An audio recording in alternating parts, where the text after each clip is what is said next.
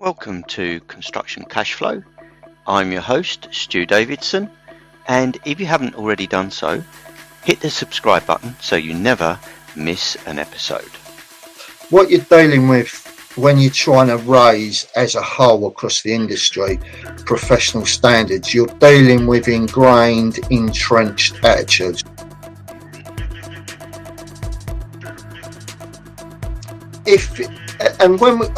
Don't start me on the subject of contracts, and they're just signing it, and I think, oh God, you know what I mean? It's awful. It is real. It's the Wild West.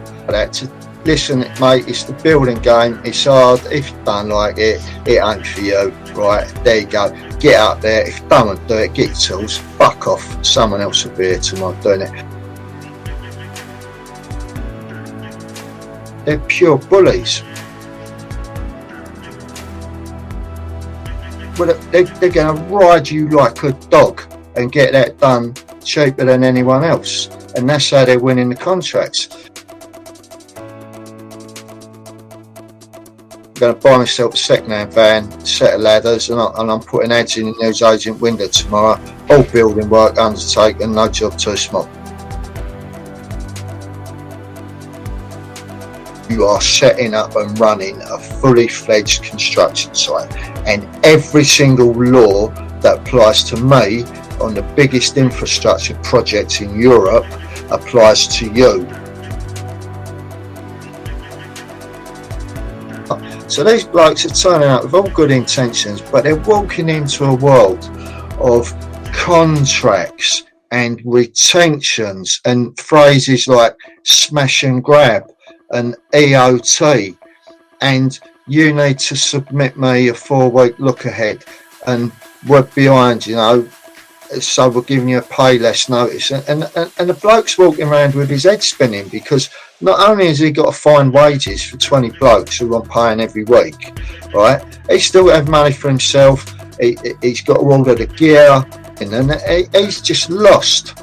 So then you'll get the really ruthless firms who will go in, and their business model is to bully the workers, to have a bully on site running around shouting and threatening people, and to knock the suppliers, right? And that's how they win all the contracts. And I know all this because I've worked for them. I've been it done, and I've had it done to me, and it's still going on.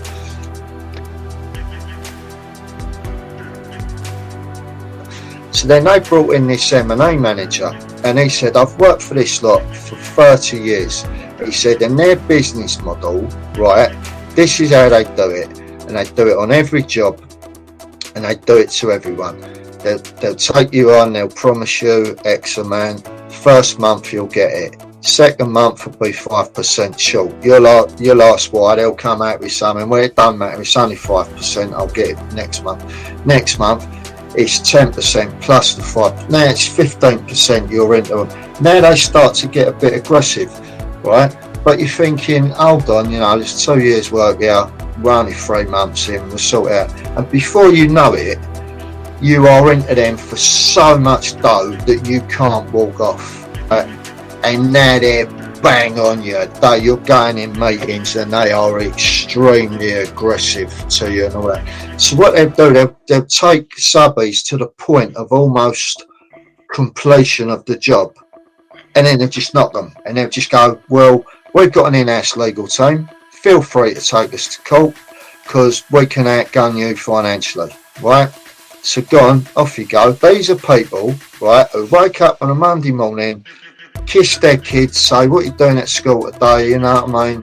Talk to the wife and go out, dry, you know, very dry, very carefully, let people out in front of them, very politely. Then they walk through that gate at 7:30 and they've got total destruction of the subby on their mind. But the decent subby trying to do the decent thing, but he's flapping because he's probably remortgaged his house to release funds to fund this job, right? Now his marriage is breaking down. He's under pressure all the time. His best mates who he brought on, promising them loads of dough, who he thought he could rely on, they've said to him, here, listen, you ain't paid for 2 weeks, we got to go. No, you can't go, you're leaving it. What am I meant to do? That's your problem.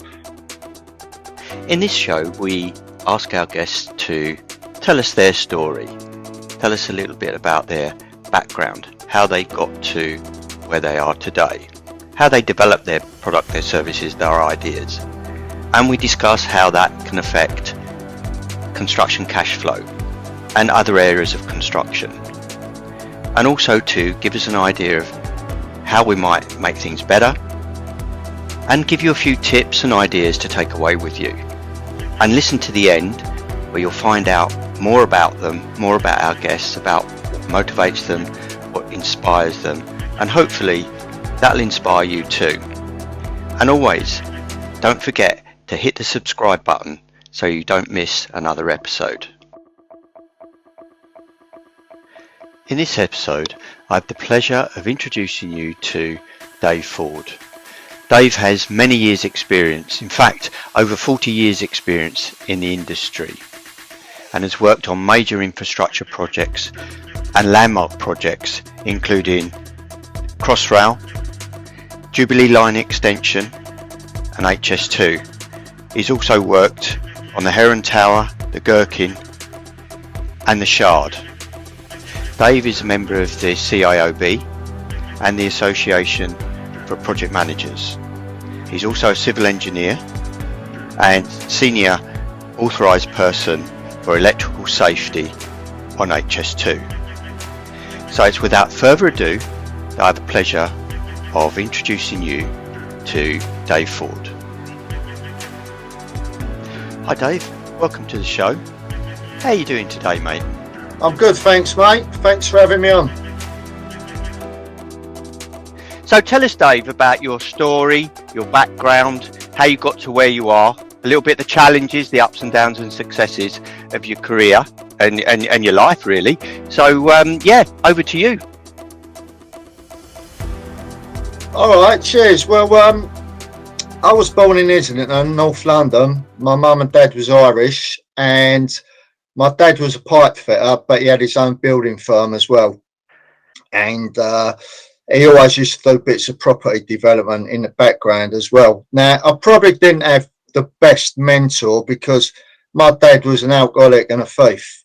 So there weren't a lot of professionalism, and there certainly weren't any health and safety. But, you know, this was back in the late 70s. So perhaps the less said about that, the better. But anyway, when I was 16, I'd done my time as a spark, and I was working for my old man. And then I went off and I did a few bits and pieces for myself and with him and what have you, and got involved in a few other things. And then I ended up in Israel for 7 years. Didn't intend to stay there. I was just passing through.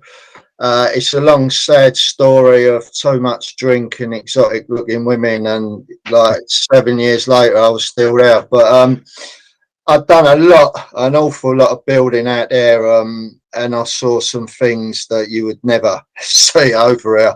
So that was that, and I came back here. I forget when I got back, 94 or something, 93. And I decided that I didn't want to be on the tools anymore. So I went to university and I started doing a degree in civil engineering. But I got to the last year and I was getting married. My missus was pregnant. I had to leave. I just had to get out and make money, which was a shame. But that did spark my lifelong interest for studying and self-improvement. I'm big into self-improvement anyway, but from a professional point of view, I've always studied since the age that was probably about 25. Then, and don't forget, all the time I'm dropping back into this property development myself, either doing my own little jobs or with my old man. So in 97 I got my first start on the railway. That was the Jubilee Line Extension, and it was, if you like, the first ever proper job that I was on, because up until that point really you could still rock up on site in a pair of trainers and smoking a fag and doing what you want. But this was proper, you know, there was rams and stuff. Everyone's got to wear steel toe cap boots. Never come across this before. So I've been on a railway now 25 years.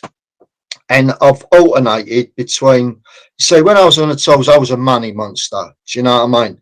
I just wanted the money. I wanted the 7/12s in the day, plus I'd go home every few hours, I'd go and work on London Underground as well. And I could have a job 10 minutes from my house, getting 120 a day or whatever. You phone me up, so I've got a job, it's an hour and a half away, but I'm paying 150. I'm there, mate, in the morning, you know. Wouldn't register with me that it was another 3 hours on my day with the travelling. It was another 150 a week, and I was there, and I didn't care how hard it was, how dirty, what a arsehole the governor was, how dangerous it was. I just didn't care. I just wanted that dough, you know. So I've got on the railway, and I've realised that this is a bit different, and it was more organised, and I could see that the money on a day rate was always sort of better, but also there was all these other little things you could do. If you'd done this course and that course, you get another 10 a day, you get another 25 quid a day. So I started working my way through all that, and then I become a supervisor on there, and then a sort of foreman, and then I realised that there was another level of management on there that came from the office, and they was on, you know, they was on substantially more, and they had more security, and it just looked a lot better. So in between this, I'm still, one of them jobs ending, I'm flying off doing a big office fit out in London, the Shard or the Heron Tower or the Gherkin or something like that. And I'm still working nights on the Underground, and I'm still doing my own private jobs. I had an electrical company, and I'm still doing bits for my old man. I'm doing property development as well. And so when people ask me my story, it's hard, mate, because it just all blends into one massive 40-year-long job. You know, when people say, how many jobs have you had? Honestly, I don't know. It's in the hundreds, you know. How many sites you've been on? I ain't got a clue. So anyway, bringing us up to sort of present date, then in about 2015 I got on Crossrail, and I stayed on there for nearly 6 years. I worked for several companies in various different roles. I was assistant project manager, site manager, construction manager, I was quality assurance engineer, I was project manager, and I really could see that there was a proper way to do things. And whereas going back to 97, when I'm talking about rams, health and safety, I was very, very resistant to it. I thought, load of bollocks, you know. It's that fucking health and safety bird again, does my nuts in. Like, as it got further, I just sort of give up the fight, you know. I'd go on and, all right, yeah, what have I got to do? But then when I went into management, I actually, on Crossrail, I actually began to understand that this is for a reason. It's not a tick box exercise. And when I look at how I operated with my old man and how I operated for the first sort of 10, 12 years of my life, I said I was a money monster. I didn't care how shit the job was. I realised that that wasn't normal. I'd been conditioned to accept that, right? That, you know, you'd be grafting away, and 10 to 5 on a Friday, governor can't go, yeah, cheers, mate, get your tools, you finished. What are you talking about? Yeah, don't need you. You know, and I'm doing that long old slog to the train station with my tools on my shoulder, and I'm flying out. And when I look back at the amount of injuries I've had in my life, I mean, I've had some really serious injuries. Twice I've almost been killed. And throughout the course of my career, I've been on 7 separate jobs where people have been killed. And I just realised we were brought up like that to, listen, mate, it's the building game. It's hard. If you don't like it, it ain't for you. Right, there you go. Get up there. If you don't do it, get your tools. fuck off, someone else will be here tomorrow doing it. And I just thought that was normal. And when I got into management, I realised that was completely wrong. And I realised that there's so many factors that contribute to that. One, it's the cutthroat contracting process in the industry. Two, it's the fact that there's a low bar to entry in the construction industry. Anyone right there this minute can think, whatever job I'm doing, I've had enough. I'm going to buy myself a second-hand van, set of ladders, and I'm putting ads in the newsagent window tomorrow. All building work undertaken, no job too small. Yeah. Right. So you're getting I'm working for all these little firms who've underpriced these jobs, or their method of management, they're pure bullies. They're going to ride you like a dog and get that done cheaper than anyone else. And that's how they're winning the contracts.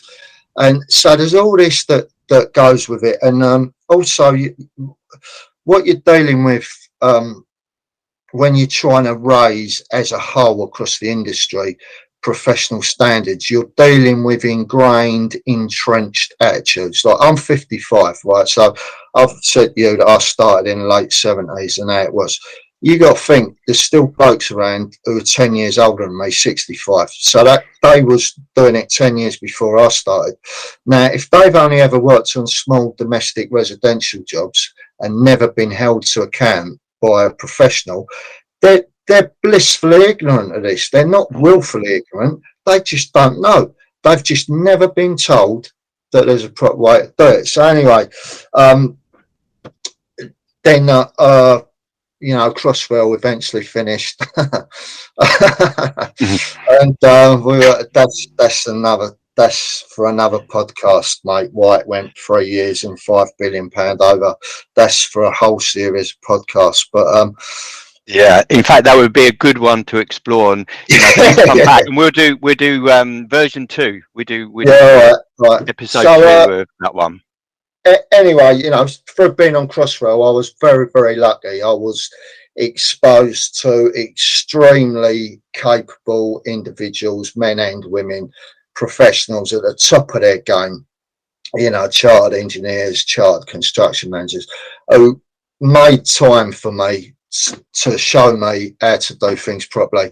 And it was then that I decided that I wanted to get a chartership, and just at the end of last year I actually got my chartered construction manager status. So bringing us up to now, I'm working on HS2. I'm on nights. My job title is senior authorised person. So what that is, it's an electrical based safety role where we've got Euston Underground, we've got Euston Network Rail, we've got Euston Square Underground, and we're constructing right on the top, through the middle and the sides, HS2. Now, of course, all the other assets have got to be kept going. There's a hell of a lot of potential down there with the amount of HV we've got and DC traction current cables for someone to get hurt. So we have an extremely rigorous safe system of works. And it's my role to oversee that on the nights.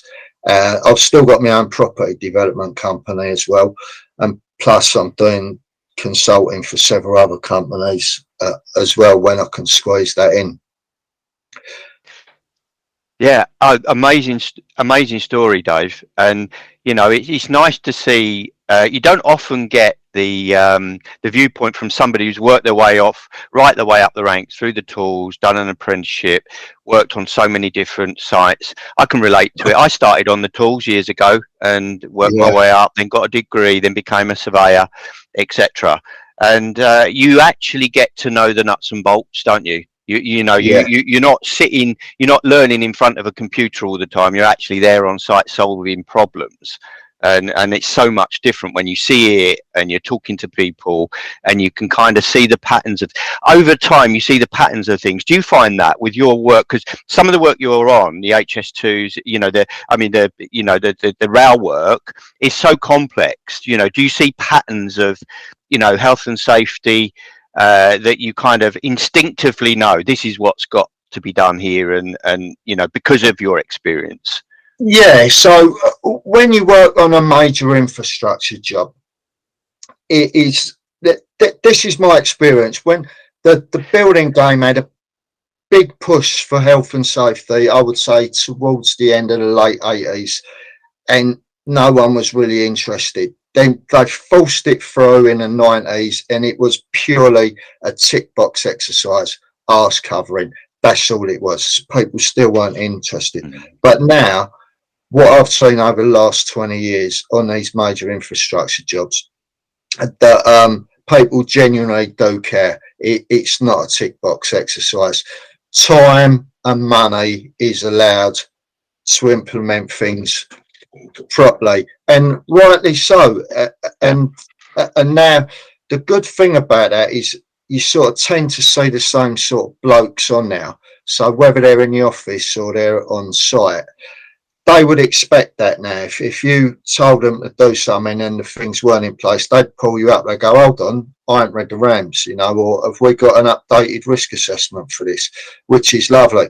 But when you go down on these commercial fit out jobs, mate, it's we're still back in the sort of mid 80s with a lot of them, and it is purely arse covering.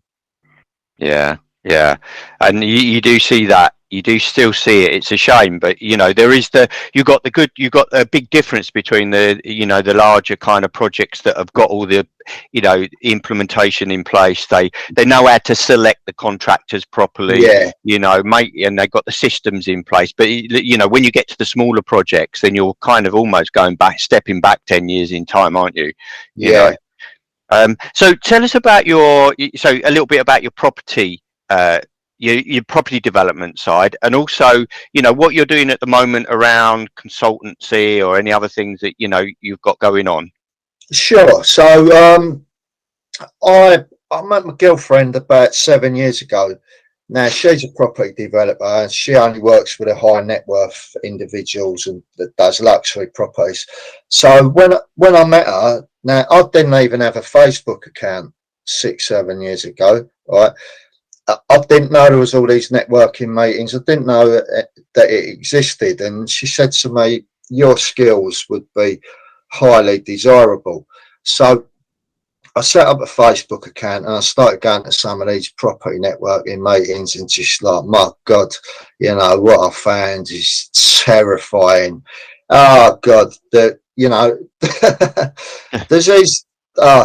these courses out there, these 3-day courses, these 5-day courses that will take $5,000 off you and send you on your way, completely telling you that you are now qualified to do extremely complex property developments involving high risk activities, demolition, excavation, God knows what. And there's this flippant throwaway comment at the end of all of them, just find a builder. Oh yeah, where do I find a builder then?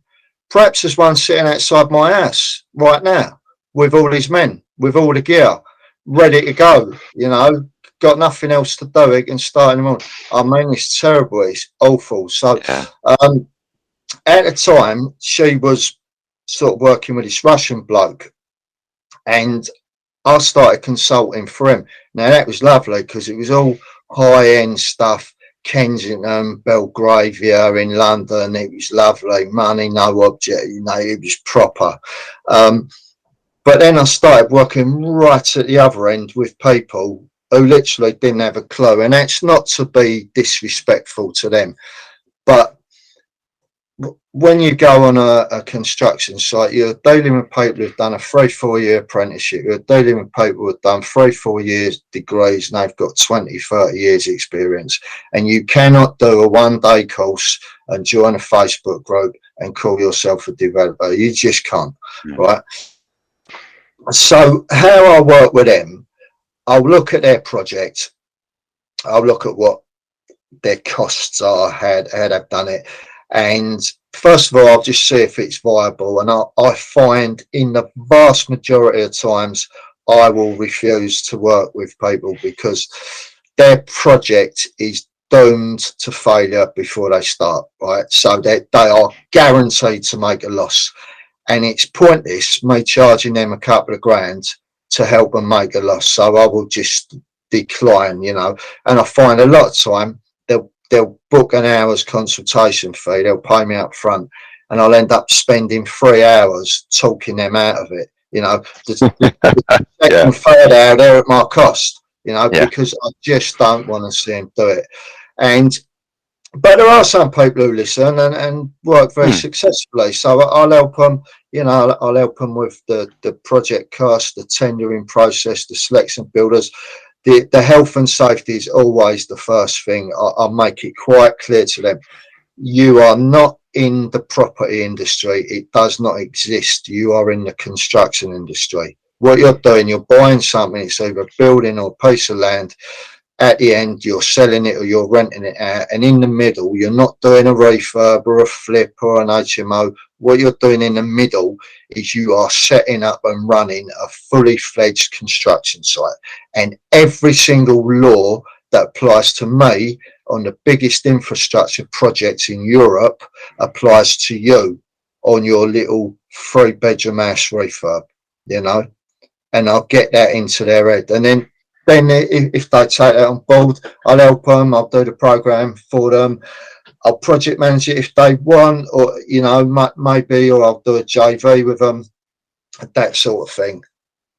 That's music to my ears, Dave, because I work with a lot of developers, and some of, like you say, they do a little bit of training and then they think they're in the property, they're going to do a flip, they're going to buy something, they're going to get planning permission and sell it on, or they're going to develop it.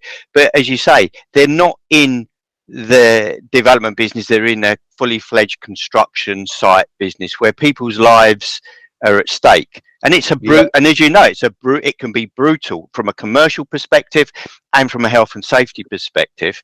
And Richard Brackstone put a post on LinkedIn today about another guy that had got killed abseiling off the side of a building for a company where they hadn't done the proper RAMs, they hadn't done a method statement, risk assessment, you know. And like you just mentioned, it still goes on. People are still not doing the right thing. So when you're going into properties, you know, you're actually dealing with human beings, aren't you, at the end of the day, you know, and there's people going to be doing the work for you, and you've got to make sure they're safe. So, you know, it is music to my ears what you're saying, absolutely. And there's a lot of companies and a lot of developers could really use your services. Yeah. Well, it's not just that. It's the commercial aspects, right? So now, when I go on a lot of these property groups, it's like the builder is the enemy. You know, like 1,000 years ago, people would be going, "Oh, the Vikings are coming, the Vikings are coming." With these people, you see them in Facebook. Oh, the builders are coming. Oh, how do I talk to them? How do I do it? And I thought, you know, what is a builder? He's just a bloke who's trying to earn a living. He's set himself up to do building work. That's all. But some of these are extremely commercially astute, shall we say, right? So they'll look at the documents you've given, and they will see massive scope gaps in there, right? And they won't say anything. So they will tender purely on the details you've given. So 50 grand's worth of work, they know full well there's another 25 grand's worth of work, right? So they'll tender at like 47 grand to come in lower. Then, all great, sign a contract, work starts, gets to the crucial point. You turn up one day and they're just standing there and they go, "Oh, what's the problem?" And they'll go, "Oh, what about this?" They'll go, "What about what?" And they'll point it out and they're just going, "Oh, what do we do?" And builders just stand there going, "Don't know, what do you want to do?" You know, and it's like, it would have been another 25 grand if we'd done it at the beginning, but we've put all the ceilings up now and skimmed them and painted them, so we've got to smash all them down, you know, and we've got, so actually it's 40 grand's worth of, and is the builder morally bound to point out your defects as a businessman or woman? Is he? I don't know. You know what I mean? Me, I'm a member of Association for Project Management, Chartered Institute of Building, and Institution of Engineering and Technology. I am duty bound by the code of conduct to point things like that out. But when you get a builder, is he what?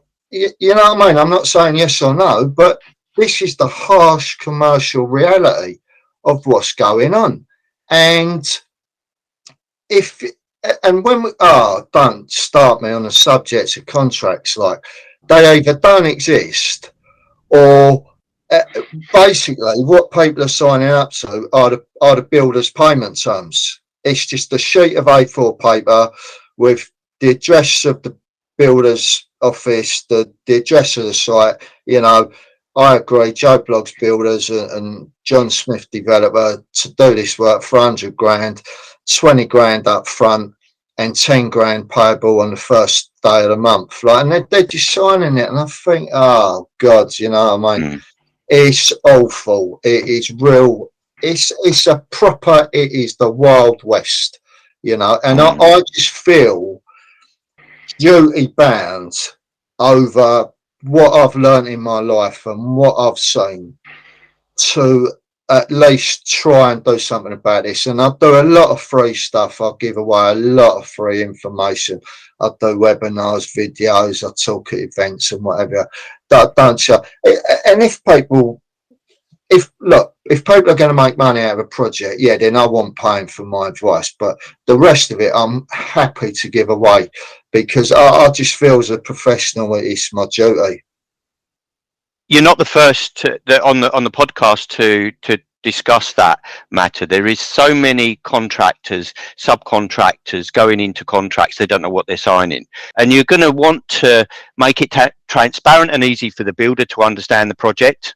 Because if he doesn't understand the project, then you're going to end up paying more because he hasn't included it. I mean, transparent and easy for the builder to understand the project. Because if he doesn't understand the project, then you're going to end up paying more because he hasn't included it. I mean, I spent years and years developing or you know, tendering work for clients. And even after all those years, and the more complex the more detailed the tender documents and the contracts have become, there's always something. You know, you're always constantly finding that little grey area. You know, you're always looking. So, you know, somebody that's been doing it a long time, it's difficult enough. But if you haven't done it before, you know, what's your chances? You know, of protecting your profit. You're not going to do it, are you? Well, then what you hear from them is the builder's ripping me off. He's charging me for all these extras. Well, when you look at it, yeah, they are extra to what you agreed because you didn't give him the right information to start with. And what is he meant to do them for nothing? But also, what I find when clients bring me into a project, I can find a builder who, with all the best will in the world, he's not quite capable for it, and that's fine because we can work together. Because then I can point things out to him that he's not aware of or he's missed, and or I'll just say, "How are you going to do that, mate?" He'll go, "Maybe it's a bit of pointing on the ridge of the chimney." He'll go, "Yeah, I'll just jump up there, get ladders up there." I'll go, No, you can't do that, mate. Like, you know, you got to have a MUP or a scaffold. Well, I can't do it. And I can point him to say the M regulations, and he'll go, "Well, he'll come back and go, well, that's going to cost me." And then I can go back to the client who I'm working with and go, "Look, there's an additional cost there because to comply with the regulations, he needs to bring this in." He's not having you over, you know, but also if you allow him to jump up there on a ladder as a client, you could be held responsible. So it's not like they bring me in. It's not like people phone me out, go, "Here, Dave, you know, got this project, few problems with builder." I go, "Hang on, you know, roll me slow. I'll be down there, I'll sort him out." It's nothing like that. You know, I go down there, just, "All right, mate, how's it going? What's going on? I understand there's a few problems here." And he can talk to me on a level that perhaps he can't talk to the client on. And it is all about working together. And it is, you know, communication on a site is a massive thing. I have sat through, oh God, numerous interface meetings on big projects, and I've just listened and I thought, you know, you got the client over there or the tier one and we're the tier two or whatever. And I've just listened, think, are we, like, we've all been here for a year, you know, are we actually talking about the same job? Because it's just, so communication is key. Yeah. And you hear a lot of small businesses. You know, you mentioned at the beginning about, you know, they're a tradesman that suddenly find himself running a business. You Yeah, know, he doesn't really know about business that much. You know, he's just going to employ guys to do the work, so he's not necessarily worked his finances out properly. You know, and what do you think they could do? What do you think could be done better to improve the cash flow on construction? Because you quite often see the main contractor side of things, where obviously they have their own reasons why they're going to slow down payments, but it may be that the subcontract hasn't helped himself. Maybe he hasn't put the applications in. Maybe he hasn't worked out. You know, maybe he hasn't got his guys there on time. He's not understood the program, or he's not understood the drawings. Contractors get a bad press, but sometimes, you know, the subcontractors don't help themselves, albeit main contractors, depends whether they're construction people, whether they're developers, whether they're just interested in investment, they're using the supply chain to fund their type of thing. What do you think could make it, or, you know, maybe a couple of things where, you know, subcontractors could make it easier for themselves to get paid, and really what main contractors could do to help the system a bit? so I've listened to all the other podcasts, and there's been some very good input from all your other guests about this. From what I've seen from a subcontractor's point of view, it depends on the sort of size of the projects and that, but you got blokes who they're genuinely willing to graft, right? And they're willing to be there on time and work late and get the job done and bring on labour and that, but they don't realise what they're signing up to, right? They don't realise that when you make the switch from being a good tradesman on the tools, maybe making good money on price, and you then make that switch to go into the main contractor and saying, here, listen, if I could get some blokes together, would you give me a package of work on a price? Now, the main contractor is always going to say yeah, because what does it matter? If you don't perform, you'll just be off. And if he's ruthless, he's just going to knock you, just like he's got intentions on knocking everyone, whether you're good, bad, experienced or not. So these blokes are turning up with all good intentions, but they're walking into a world of contracts and retentions and phrases like smash and grab and EOT, and you need to submit me a 4-week look ahead, and we're behind, you know, so we're giving you a pay less notice. And the bloke's walking around with his head spinning, because not only has he got to find wages for 20 blokes who want paying every week, right, he's still got to have money for himself. He's got to order the gear and everything, and he's just lost. You're always going to have people, it's like that thing, their eyes are bigger than their belly. You're always going to have that. And if you were to say to them, look, before you take on this bit of work, go and spend a couple of grand talking to a QS or a construction lawyer, they'd say no. You know what I mean? I've been doing this 20 years before, I don't need all that. Well, there ain't going to be a problem, is there? We're going to smash it out and they'll have no reason not to pay us. So it's an hard one. But when we talk about the whole setup, I mean, I've done this job once, and it was for the firm who I'd done my time with. My old man had sold it by then, and he'd gone back to Ireland. So we're doing this school, and we were doing it for one of the biggest construction companies in the country. I won't name, but anyway, cut a long story short, they sent us under, right, and I was running the job.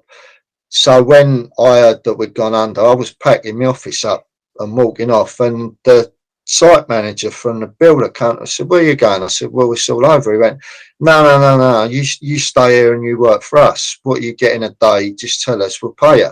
So then they brought in this M&A manager, and he said, I've worked for this lot for 30 years. He said, in their business model, right, this is how they do it. and they do it on every job, and they do it to everyone. They'll take you on, they'll promise you X amount. First month you'll get it. Second month will be 5% short. You'll ask why. They'll come out with something. Well, it don't matter. It's only 5%. I'll get it next month. Next month, it's 10% plus the 5. Now it's 15% you're into them. Now they start to get a bit aggressive, right? But you're thinking, hold on, there's 2 years work here. We're only 3 months in. We'll sort it out. And before you know it, you are into them for so much dough that you can't walk off, right? And now they're bang on you. You're going in meetings and they are extremely aggressive to you and all that. So what they'll do, they'll take subbies to the point of almost completion of the job, and then they'll just knock them, and they'll just go, well, we've got an in-house legal team. Feel free to take us to court because we can outgun you financially, right? So go on, off you go. And then let's say there's 30 grand. On this job, for example, there was 15 grand left on the lightning protection. So all this bloke done, he went out to 3 different subbies and he said, I've got 10 grand's worth of work here. And one of them took it. And that's how they do it. And he said to me, this is their business model. These are people, right, who wake up on a Monday morning, kiss their kids, say, what are you doing at school today? You know what I mean? Talk to the wife and go out, drive very carefully, let people out in front of them very politely. Then they walk through that gate at 7:30 and they've got total destruction of the subby on their mind. What do you do about that? How can anyone fight that? This is the reality of the industry we're in, right? So how that translates is now you've either got the decent subby trying to do the decent thing, but he's flapping because he's probably remortgaged his house to release funds to fund this job, right? Now his marriage is breaking down. He's under pressure all the time. His best mates who he brought on, promising them loads of dough, who he thought he could rely on, they've said to him, here, listen, you ain't paid so we got to go. No, you can't go, you're leaving it. What am I meant to do? That's your problem. Right, this is where you're up against. So the only way they can get a job done is either by running around shouting at people or cutting corners. And when you cut corners, the first 2 things to go is always quality and safety, right? And then you have accidents, and then that slows the job down. Or you do shit work that gives the builder another excuse not to pay you, and it's just on and on. So what you'll find is a lot of these blokes only ever do it once, and then they'll go back on the tools, or they'll go doing little jobs.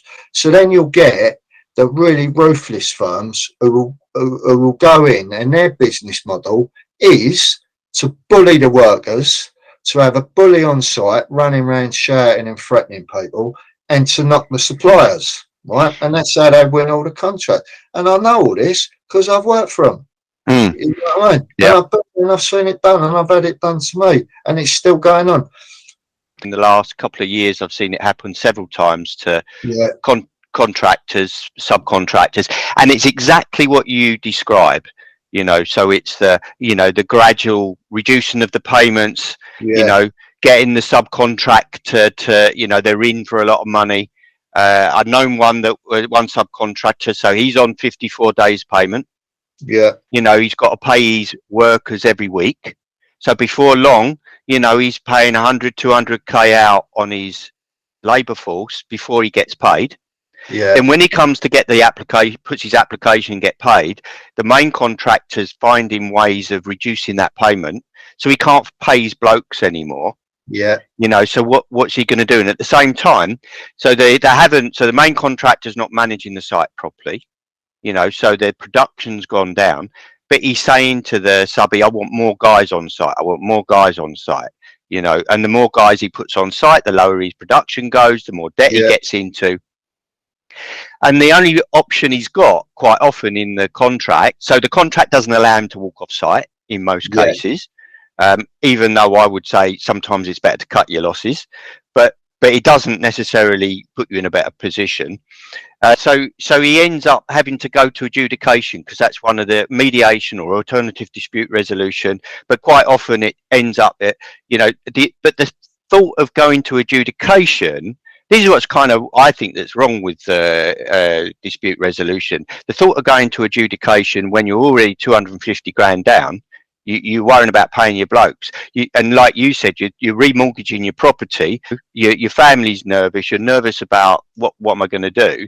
The last thing you want to do is be faced with a 50, 60, 70 grand adjudication, or even start that process, because it starts off, doesn't it, as, yeah, it's only going to cost me a couple of grand getting an opinion. And then it goes up to, 5 grand, then it goes up to 10 grand, then we get a solicitor, then we get a barrister. And the problem is with it, you get to adjudication, it's all on the adjudicator's decision and his experience. They can get the decision wrong. And in fact, I would go further and say that even if things go to court, the judge, if it's an extension of time, for example, and we've trying to work out cause and effect from 6 months ago, then that decision is going to be wrong, whatever it is, because one side's going to still disagree and one side's going to agree. So it's got to be a wrong decision, whatever you look at. So the one situation that I can recall is that it went. There was an issue that this subcontractor was owed £500,000, and everything was on the line. His property, his business, everything's on the line. Everything he'd worked for the last 20, 30 years is all on the line. It's a big sum of money. So it ends up that he's ends up with a barrister, with expert witnesses, both sides. It was a large contractor, main contractor, that it's loose change for them, so they're not worried about it.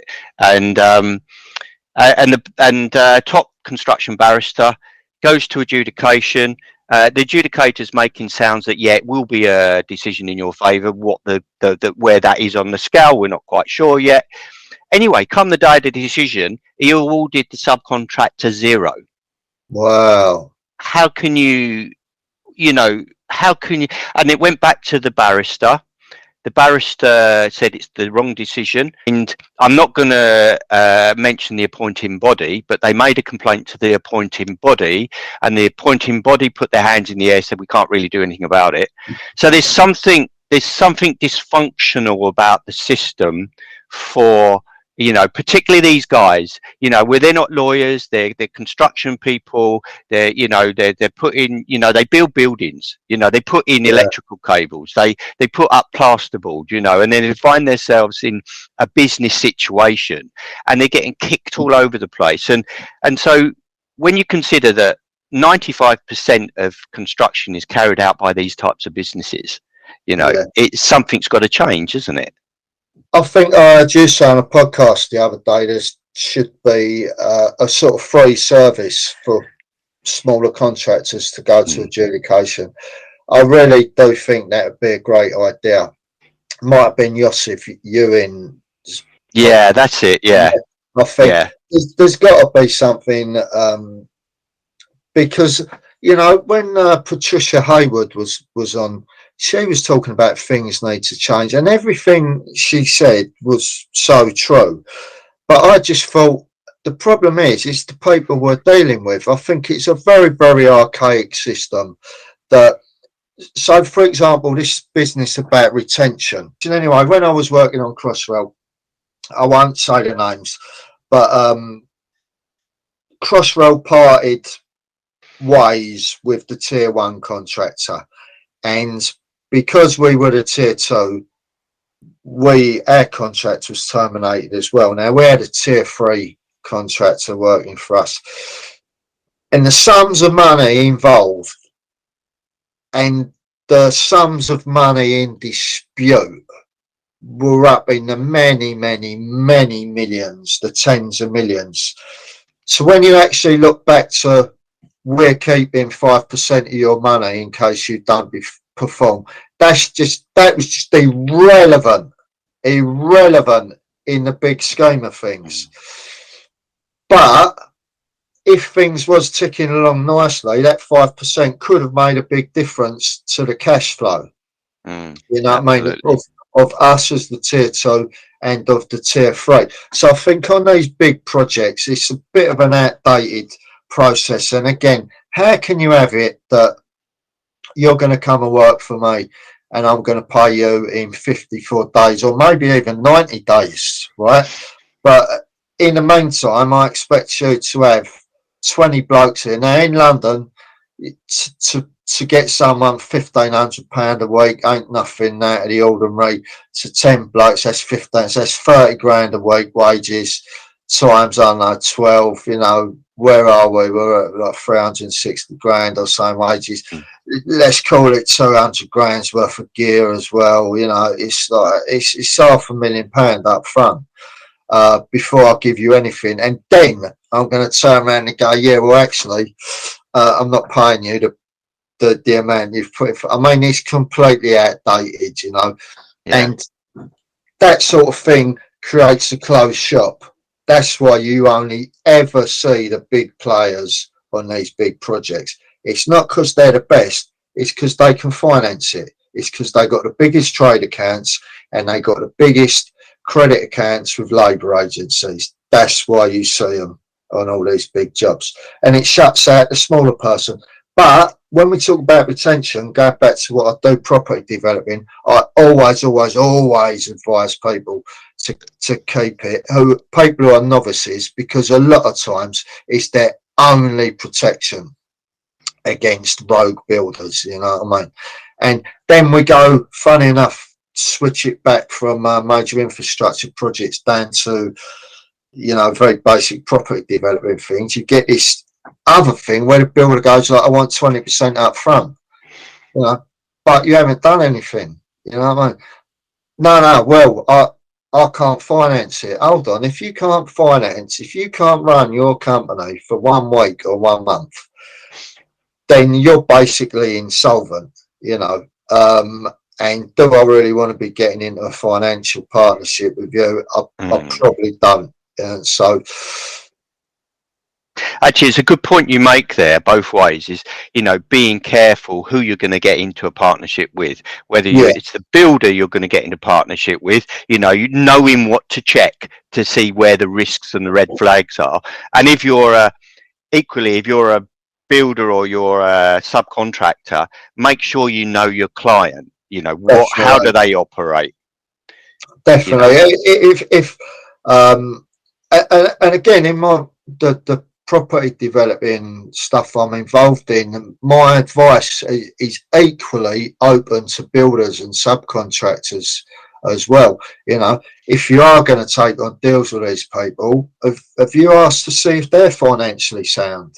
You know, have you actually asked to see a bank statement that they've got the money there? If not, that's down to your due diligence. They're doing due diligence on you, but what due diligence are you doing on the client? It works both ways. Everything works both ways. And the answer to everything is everyone to have more knowledge. That's what it's all about. Not only do I need to know what I'm supposed to do, I need to know what you're supposed to do as well. And I need to know how you're supposed to do it and what you need to make that happen.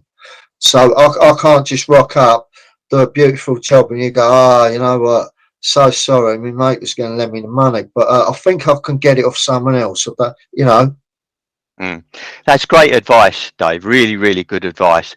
What advice would you, if you could give a takeaway for maybe a small one of small subcontractors or business, something to take away with them today? What would that be? Right. So I would say, think very carefully about who you're going to subcontract. So, you know, and weigh up the risk of not just the finance, the headache that could go wrong with it. You know, make sure you set up properly. Make sure you know your stuff backwards, what your liabilities are under CDM, because I know a lot of extremely good builders who've been doing it 20, 30 years, have never seen a risk assessment in their life, wouldn't know what CDM was, wouldn't know what working at height regs were, never heard of RIDOR 2013, you know, just because no one's ever told them, you know. But make sure that you're bulletproof from that point of thing. And if you ever sort of come into this situation where there's arguments, disputes about money, have a serious think. Do I want to proceed with this, or is it better to just call it quits now? You don't have to be aggressive about it. Just make a decision that this don't look right. I'm not proceeding. Where, if people listening, where could they get more advice from you? How can they contact you? Find out more information. Probably the easiest way is through LinkedIn, because it gives. I think it's got my phone number on there, but it's got my email address and it's got the link to my property developing website on there as well. Well, I'll put your LinkedIn into the podcast notes, so they can just watch it. If they watch it, they can link through and come and link it and link in with you on there. So thank you for that, Dave. Great story, great advice. Loads and loads of gold nuggets. I know I've picked up a lot from speaking to you today. So ready for quick fire round then? Oh yeah, do you know what? I meant to look for this and write all the answers down. No worries. So it will be quick fire. We'll do it. It's nice and relaxed. It's a bit of fun. Right. Okay then. I'll go through these. They're quite quick fire. Right. So, how do you start your day? Well, I'm working nights at the moment, but let's just say I was on days. It's always the same. I wake up. I drink 2 cups of coffee, I wash my face, then I always, before I do anything, I go down and I read my book on Stoic quotes and find out what part of my thinking I'm meant to be working on today. That I'll do that religiously, before I touch phones or turn on screens or whatever, and sets me up for the day. When are you most productive? Right. Again, assuming that I'm keeping the same hours ever, I'm a night bird, mate. Always. I mean, I'll get ideas, I'll get creative at 11 o'clock at night. Even when I've got to be up at 4 in the morning, I'm walking around the house planning things and writing emails and things. And yeah, so late at night, always. What's something new happening in your life right now? Right, actually, I'm working with a company who do infrared heating. I've been interested in modern technologies and MMC and carbon reduction and all that. So I'm working with them, and I think this is just about to explode. So really exciting times. What does adventure look like to you?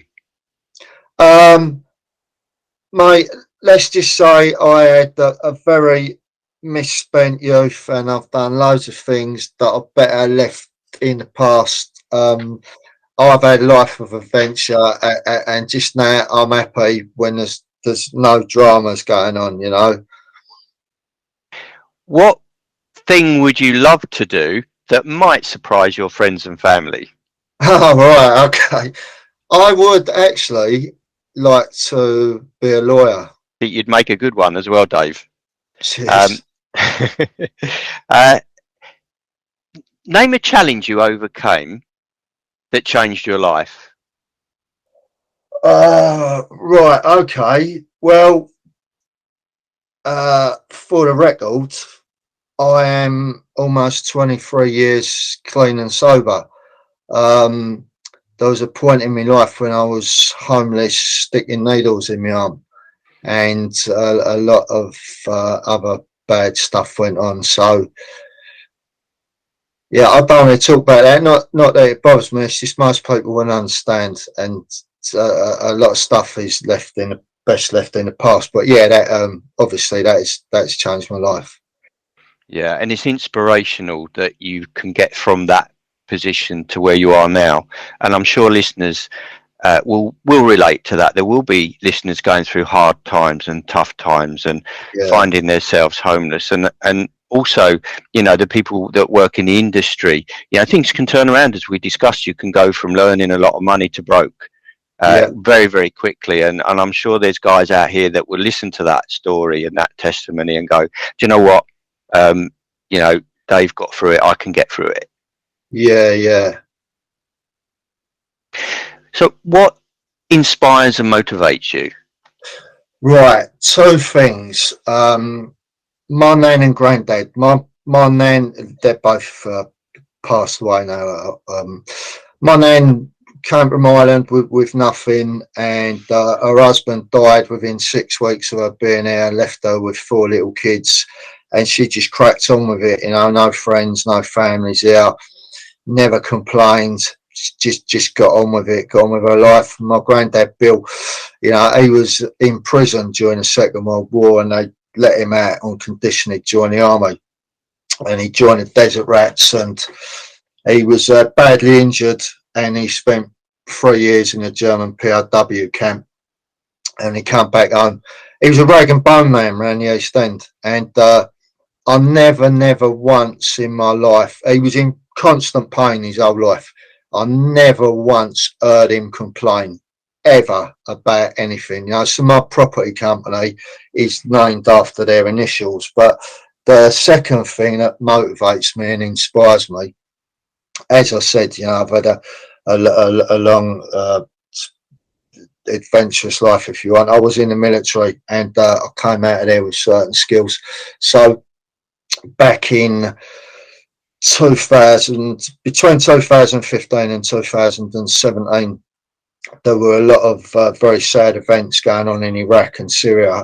Me and a group of others, we got together and we went out there. We went out there 3 times actually, and we offered our assistance to the Kurdish forces, and we set up a combat medical unit. Like I'm a trained combat medic, and we've done a lot of good. We managed to save a lot of lives, and we trained just under 2,000 blokes, and we raised a couple of $100,000 in donations for medical supplies. The thing is, though, during the course of those 3 trips, 4 of my good friends was killed. 3 from America, 1 from England, from Bournemouth, and it's them that inspires me really. That every day I had a very hard time coping with it, and because like I'm taking time off from Crossrail to go to a war zone, and then I'm coming back, But I truly believe that it is beholden upon me now to achieve as much success as I can on their behalf, but to achieve the success that they unfortunately will no longer be able to.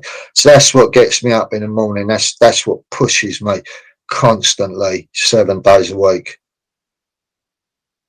What advice would you give your young self? All right. You are the problem. Listen to the people who are trying to help you. Well, thank you so much for that, Dave. It's been an absolute pleasure having you on. It's been great, Stu. Thank you very much, mate. You've been listening to Construction Cashflow.